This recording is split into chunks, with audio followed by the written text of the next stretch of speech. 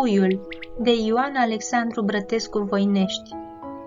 Într-o primăvară, o prepeliță aproape moartă de oboseală, că venea de departe, tocmai din Africa, s-a lăsat din zbor într-un lan verde de grâu, la marginea unui lăstar. După ce s-a odihnit vreo câteva zile, a început să adune bețigașe, foi uscate, paie și fire de fân și și-a făcut un cuib pe un mușuroi de pământ, mai sus, ca să nu îl înnece ploile. Pe urmă, 7 zile de-a rândul au luat câte un ou, în tot 7 ouă mici ca niște cofeturi și a început să le clocească. Ai văzut cum stă găina pe ouă? Așa sta și ea, doar că ea, în loc să stea în coteț, stă afară în grâu. Ploua de vărsa și ea nu se mișca, ca nu cumva să pătrunză o picătură de ploaie la ouă. După 3 săptămâni au ieșit niște pui drăguți, nu goi ca pui de vrabie, ci îmbrăcați cu puf galben ca pui de găină, dar mici, parcă erau 7 gogoși de mătase și au început să umble prin grâu după mâncare. Prepelița prindea câte o furnică, ori câte o lăcustă, le-o firimițea în bucățele mici și ei, pic, pic, pic, cu cioculețele lor, o mâncau numai decât. Ei erau frumoși, umiți și ascultători. Se plimbau prin prejurul mamei lor și când îi striga pic-palac, repede veneau lângă ea. Odată, prin iunie, când au venit țăranii să secere grâul, cel mai mare dintre pui n-a alergat repede la chemarea măsii și cum nu știa să zboare, l-a prins un flăcău sub căciulă.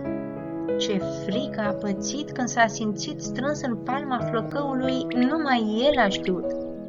Îi bătea inima a ceasornicul meu din buzunar, dar a avut noroc de un țăran bătrân care s-a rugat pentru el.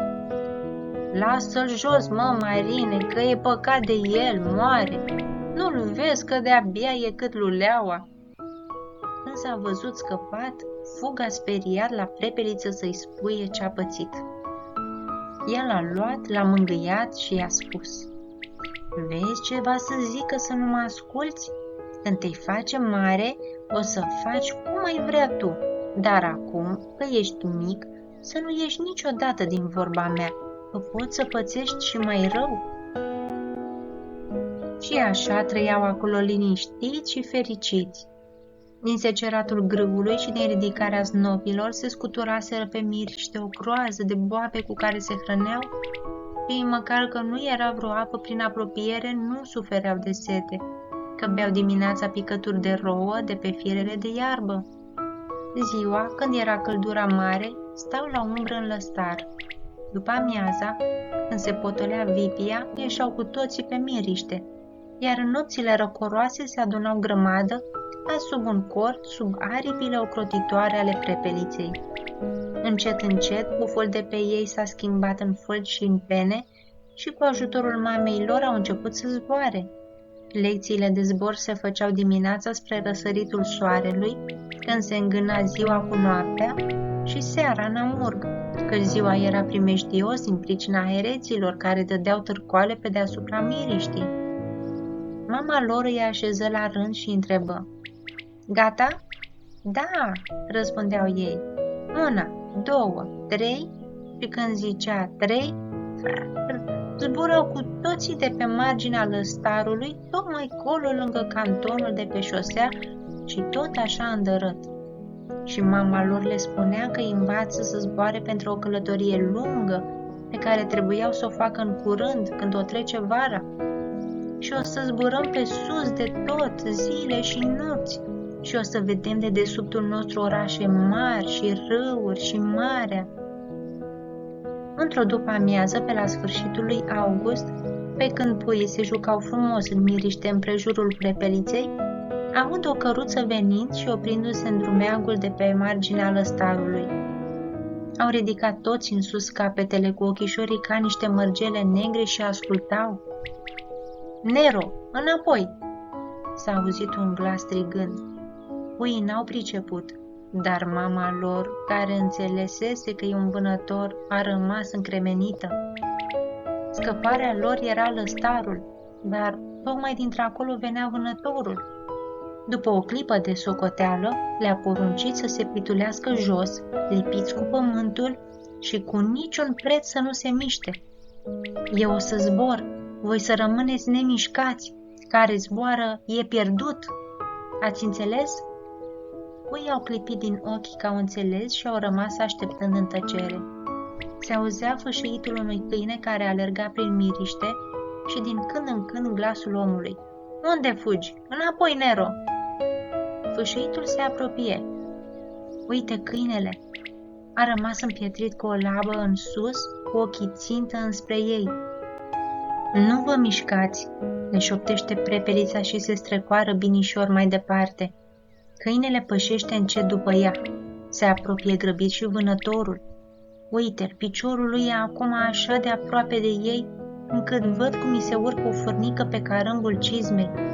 Vai, cum le bate inima! După câteva clipe, prepelița zboară ras cu pământul, la 2 pași de la botul câinelui care o urmărește. Vânătorul se depărtează strigând, înapoi, înapoi! Nu poate trage, de frică să nu-și împuște câinele, dar prepelița se preface așa de bine că e rănită, încât câinele vrea cu orice preț să o prindă, iar când socotește ea că e în afară de bătaia puștii, zboară repede spre lăstar. În vremea asta, puiul mai mare, în loc să stea nemișcat ca frații lui, după cum le poruncise măsa, zboară. Vânătorul îi aude pârâitul zborului, se întoarce și trage. Era cam departe. O singură alică l-a ajuns la aripă. N-a picat, a putut zbura până în lăstar, dar acolo, de mișcarea aripii, osul, la început numai pleznit, s-a crăpat de tot și puiul a căzut cu o aripă moartă. Vânătorul, cunoscând desimea lăstarului și văzând că trăsese într-un pui, nu s-a luat după dânsul, socotind că nu face truda de a-l căuta prin lăstar. Ceilalți pui nu s-au mișcat din locul unde îi lăsase prepelița. Ascultau în tăcere. Din când în când se auzeau pocnete de pușcă și glasul vânătorului strigând, aport! Mai târziu căruța s-a îndepărtat înspre vânător pe drumeagul lăstarului. Încet, încet, pocnetele și strigătele s-au pierdut. S-au stins și în tăcerea serii care se lăsa nu se mai auzea decât cântecul greierilor. Iar când s-a înoptat și răsărea luna dinspre cornățel, au auzit deslușit glasul mamei lor chemându-i din capul miriștii. Pit-palac! Pit-palac! Repede au zburat înspre ea și au găsit-o. Ea i-a numărat. Lipsea unul. Unde e, nenea? Nu știm, a zburat. Atunci prepelița disperată a început să-l strige tare, mai tare, ascultând din toate părțile. Din lăstar i-a răspuns un glas stins. Piu, piu. Când l-a găsit, când i-a văzut aripa ruptă, a înțeles că era pierdut, dar și-a ascuns durerea ca să nu-l deznădăjduiască pe el.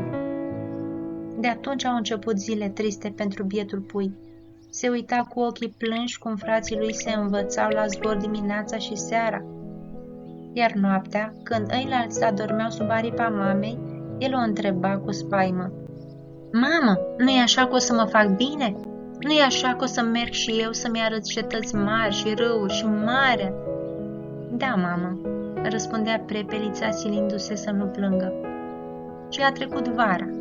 Au venit țăranii cu plugurile de-au arat miriștea. Prepelița s-a mutat cu pui într-un lan de porumb de alături, dar peste câteva vreme au venit oamenii de-au cules porumbul, au tăiat cocenii și au întors locul. Atunci s-a mutat în niște pârloage din marginea lăstarului. În locul zilelor mari și frumoase au venit zile mici și posomorâte, a început să cadă bruma și să se rărească frunza lăstarului. Pe înserate se vedeau rândunici întârziate zburând în rasul pământului, ori pâlcuri de alte păsări călătoare, iar în tăcerea nopților friguroase se auzeau strigătele cocorilor, mergând toate în aceeași parte către miază zi. În inima bietei prepeliței era o luptă sfâșietoare. Ar fi vrut să se rupă în două, jumătate să plece cu copiii sănătoși care sufereau de frigul toamnei înaintate, iar jumătate să rămâie cu puiul schilod, care se agăța de ea cu disperare. Suflarea dușmănoasă a crivățului, pornită fără veste într-o zi, a hotărât-o. Decât să-i moară toți puii, mai bine numai unul, și fără să se uite înapoi, ca să nu-i slăbească hotărârea, a zburat cu puii zdraveni, pe când îl rănit striga cu deznădejde: "Nu mă lăsați! Nu mă lăsați!" A încercat să se tărască după ei, dar n-a putut și a rămas în loc, urmărindu-i cu ochii până au pierit în zarea dinspre miază zi. Peste 3 zile toată preajma era îmbrăcată în haina albă și rece a iernii. După o ninsoare cu viscol, urmă un senin ca sticla, aducând cu dânsul un ger aprig. La marginea lăstarului, un pui de prepeliță cu aripa ruptă sta zgribulit de frig. După durerile grozave de până adineauri, urmează acum o piroteală plăcută.